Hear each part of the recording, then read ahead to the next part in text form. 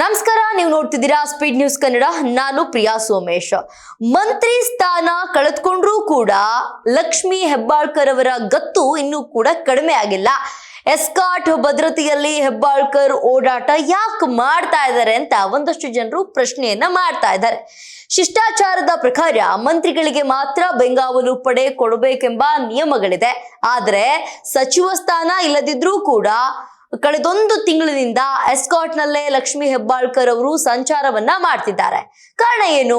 ಡಿ.ಕೆ. ಶಿವಕುಮಾರ್ ಸಂಪುಟ ಸೇರ್ತಾರ ಲಕ್ಷ್ಮಿ ಹೆಬ್ಬಾಳ್ಕರ್ ಅನ್ನುವಂತ ಪ್ರಶ್ನೆ ಕೂಡ ಕಾಡ್ತಾ ಇರುವಂತದ್ದು. ಡಿ.ಕೆ. ಶಿವಕುಮಾರ್ ಸರ್ಕಾರ ಫುಲ್ ಆಕ್ಟಿವ್ ಆಗಿದೆ.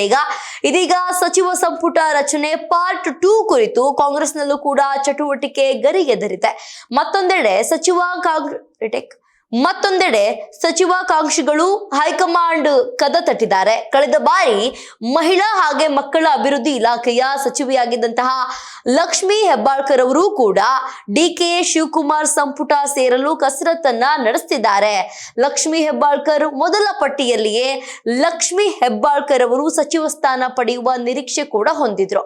ಸಿಎಂ ಡಿ.ಕೆ. ಶಿವಕುಮಾರ್ ಮೂಲಕ ಲಾಭಿ ಕೂಡ ನಡೆಸಿದ್ರು ಎನ್ನುವಂತಹ ಮಾಹಿತಿ ಮೂಲಗಳಿಂದ ತಿಳಿದು ಬಂದಿತ್ತು. ಆದ್ರೆ ಮೊದಲ ಪಟ್ಟಿಯಲ್ಲಿ ಸ್ಥಾನ ಪಡೆಯಲು ಸಾಧ್ಯವಾಗಲಿಲ್ಲ. ಈ ಬಾರಿ ಸಚಿವ ಸ್ಥಾನಕ್ಕೆ ಲಕ್ಷ್ಮಿ ಬಿಗಿಪಟ್ಟು ಹಿಡಿಯುವ ಸಾಧ್ಯತೆ ಕೂಡ ಇದೆ. ಕಾಂಗ್ರೆಸ್ನಲ್ಲಿ ನಾಯಕತ್ವದ ಬದಲಾವಣೆ ಬಳಿಕ ಮಹಿಳಾ ಮತ್ತು ಮಕ್ಕಳ ಅಭಿವೃದ್ಧಿ ಇಲಾಖೆಯ ಸಚಿವೆಯಾಗಿದ್ದಂತಹ ಲಕ್ಷ್ಮಿ ಹೆಬ್ಬಾಳ್ಕರ್ ಮಂತ್ರಿ ಸ್ಥಾನ ಕಳೆದುಕೊಂಡ್ರು. ಸಚಿವ ಸ್ಥಾನ ಹೋಗಿ 1.5 ತಿಂಗಳಾದ್ರೂ ಕೂಡ ಎಸ್ಕಾಟ್ ಸೆಕ್ಯೂರಿಟಿ ನಿಂತಿಲ್ಲ. ಎಸ್ಕಾಟ್ ನಲ್ಲೇ ಅವರು ಓಡಾಡ್ತಿದ್ದಾರೆ. ಕಳೆದೊಂದು ತಿಂಗಳಿನಿಂದ ಎಸ್ಕಾಟ್ ನಲ್ಲೇ ಸಂಚಾರ ಮಾಡ್ತಿದ್ದು ಬೆಳಗಾವಿ ಲಕ್ಷ್ಮಿ ಗತ್ತು ಜೋರಾಗಿದೆ ಅನ್ನುವಂತಹ ಚರ್ಚೆ ಕೂಡ ಹುಟ್ಕೊಂಡಿದೆ.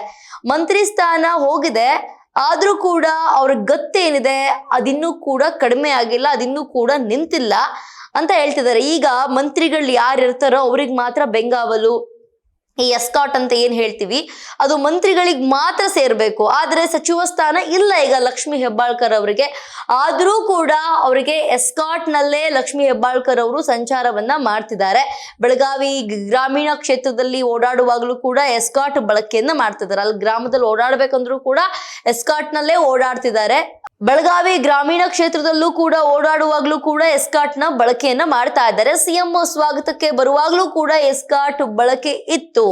ಇಂದು ಬೆಳಗಾವಿಗೆ ಬರ್ತಿರೋ ಸಿಎಂ ಡಿ.ಕೆ. ಶಿವಕುಮಾರ್ ಸ್ವಾಗತಕ್ಕೆ ಕೂಡ ಅಲ್ಲಿಗೆ ಮನೆಯಿಂದ ಏರ್ಪೋರ್ಟ್ ವರೆಗೆ ಶಾಸಕಿ ಲಕ್ಷ್ಮಿ ಹೆಬ್ಬಾಳ್ಕರ್ ಅವರು ಎಸ್ಕಾಟ್ ತೆಗೆದುಕೊಂಡು ಬಂದಿದ್ರು.